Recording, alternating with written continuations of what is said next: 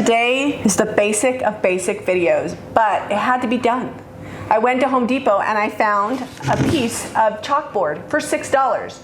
I also have this frame for $5. We're gonna marry them. We're gonna use erasable chalk from Iron Orchid Designs to turn this scrap and that piece of chalkboard into a fun piece of art that we can use for birthdays, celebrations, holidays, and more. So I'm just gonna measure the exterior lip, but I'm gonna use this T-square to measure because I need to have nice straight lines for this. A really easy way to jazz up a thrift store frame is to use an IOD mold. We're gonna do just that. We're gonna be making 4 pieces of this mold. We're gonna be putting cornstarch on this mold. It's really, really detailed. The easier it is to release your impression, the better detail you'll get. So we've just got cornstarch all in there. My handy dandy assistant threw this from the side. We're using IOD paper clay. One of the things I like about paper clay is that it cracks and has a really natural look to it, as opposed to, you can also use resin, but I just feel like it doesn't look right. So I like to roll mine up in a little snake situation. This one is kind of large, so it's gonna be a little bit more difficult to get it in one roll. So once I push it around, I use my finger to push against the edge of the patented, I think that's how you say it, micro rim. It actually makes it for a nice clean impression. Once you get it all spread out the way you want, put it against a hard flat surface and use the back of the mold to release. If you put enough cornstarch, it'll come right out. Ta-da! I'll make 4 of these and have Zeb glue them on. We've got all the molds made up.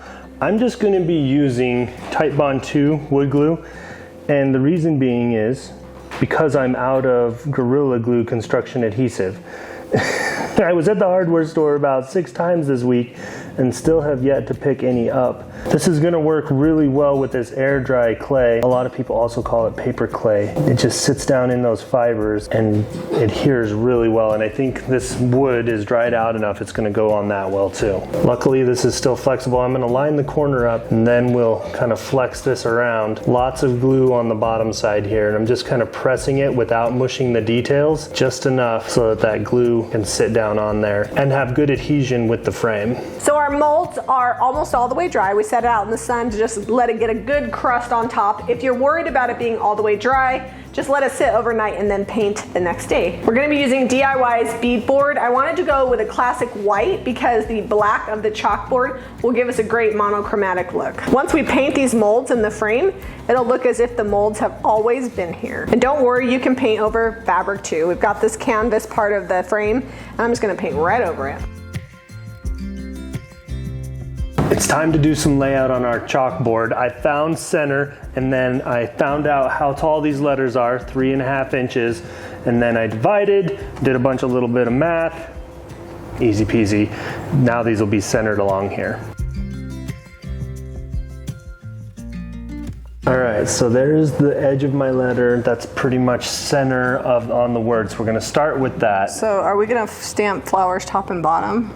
You do whatever you want. Well, it's just gonna look weird if it's all heavy and then there's nothing on top. We're gonna be using the erasable liquid chalk from Iron Orchid Designs. It actually now comes in this multi-pack, so you can get white, black, and also the primary colors, so you really can mix anything that you need. We're gonna be doing our project with white ink today. The nice thing about erasable liquid chalk is if you mess up, you can wipe it off really easy. And if you're using a pre-made surface like this that you get from the hardware store or just a pre-made chalkboard, you can wipe it off, and if there's any ghosting, just use a little bit of a magic eraser and you're ready for your next project. You can use an ink pad or you can use a brayer to put on your ink. I'm gonna do the letters, and then I think the floral can come in just strategically over this erasable chalk. Goes quite a long way.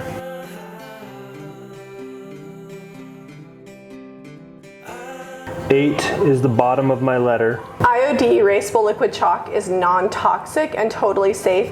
Sometimes it can have a little bit of an odor. Once it's dry, the smell will go completely away. Although I'm not smelling anything, but. It does smell a little, it's got like a chalky smell. Like a chalky, natural smell? Yeah. Let's hope you can spell welcome in order. No pressure. Zeb's using the farmhand letters for this sign. We have tons of different IOD fonts. Zeb will link all of the IOD stamps below. The trouble with this is the W is wider than everything else, and the M also. Yeah, that's why I said put it out, measure the whole thing. And so my spacing may be a little wonky. That's all right, we can put a flower on one side or another. So I was just winging that on the measurements and it turned out okay. So I got a little smear here. It's erasable, so I'm not gonna worry about it. I'll come in with a paper towel, clean that up. Done, it's fine.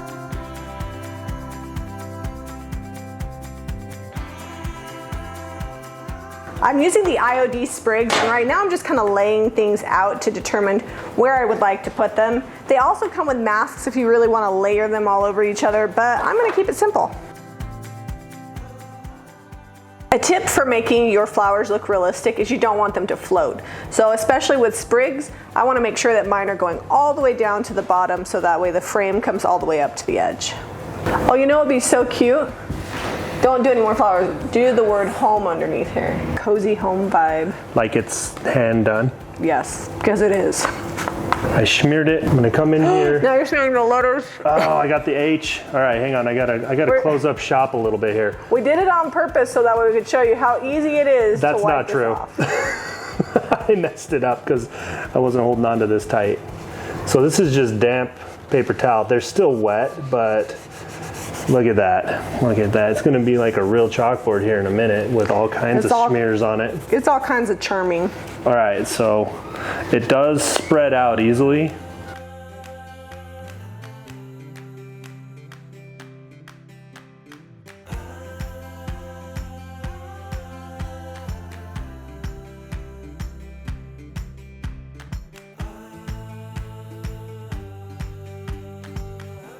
To really bring out the detail, we're gonna do a little bit of a wash. So I have apothecary here and just some water here in this old cup that I've used for like a million different things. And I'm going to come across with a wet brush and bring out the detail. You can see that the paint is watered down, so you can still see some of the white. I don't want it to be super thick. I want a lot of that to come through, and when it's dry, I will come back and wet distress and bring out more white. I'm following behind Jami and just getting the excess out of the cracks so that this will actually dry today. When you have a lot of detail, sometimes that likes to puddle down in the cracks and it's annoying. So my brush is dry, nothing on it, and then if I get a bunch on it, just come over here and add some where she hasn't painted yet. Now that the paint is all dry, we're gonna come wet distress, bring back that white paint, maybe a little bit of the color underneath, then we'll be ready for waxing. We've just got a damp rag, and because we haven't sealed yet, we can distress that paint right off there with just water. We're going to be using DIY clear wax and black wax. It's a nice creamy wax that's easy to apply. It's great for furniture and home decor. And the reason we're waxing is because this DIY paint is clay based. It's very porous and it doesn't have a built-in sealer. So we want to be able to control the black wax a little more by putting on this clear wax first, and then we'll go and put the black wax on and just hit the highlights where we want it to be. I'm gonna be using a smaller brush to get down in the details. If you use a big brush, I feel like it's a little bit harder to control. And whereas I don't want to black wax the entire thing, I think this will help. Another really important thing to do when you're wanting to control your wax and not have it get super dirty is just work with a small section at once, so that way the wax isn't really sitting on there too long. The longer you let it sit, the harder it is to wipe it back. I'm just really trying to get it down into the deep cracks. You can also sometimes, if you've got it like too deep down in a crack, you can pull it off with a dry brush and then wipe it back, and that helps. If it's just too dark for you, you can also use clear wax to bring back some of the cleanliness. It almost works like an eraser. Ta-da! I'm just gonna come in and add a little bit of gold detail on. Okay, with the black wax down in the cracks, I'm really just trying to hit the high spots with the gold.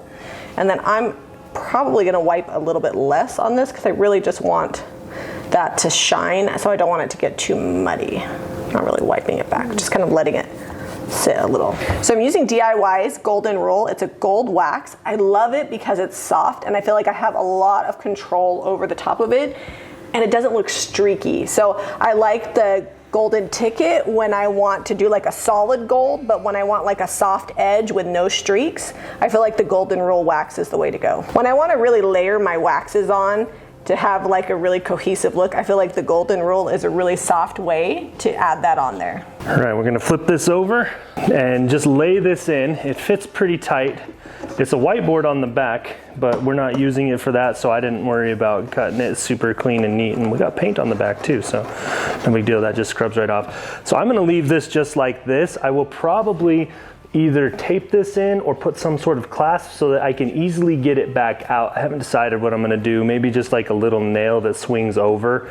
But for now, I'm gonna leave it just like this. That way, if I want to, I can easily pop it out and redo the art without having to mess with the frame. So I decided I'm gonna go ahead and just tape it with painter's tape.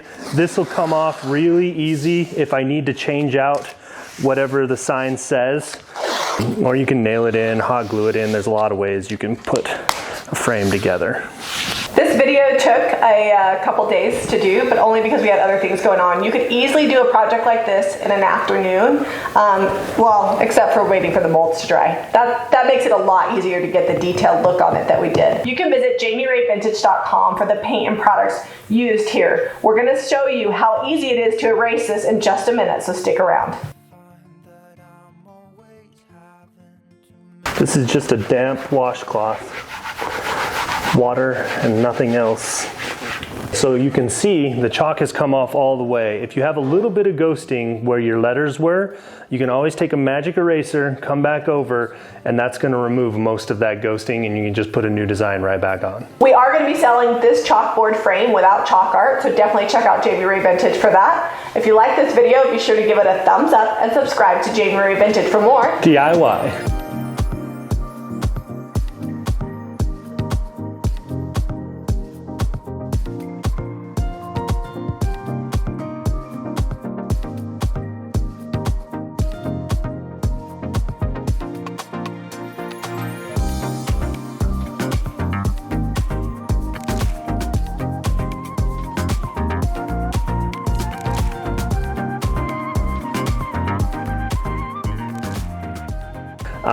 But for now, I'm just gonna leave it like this.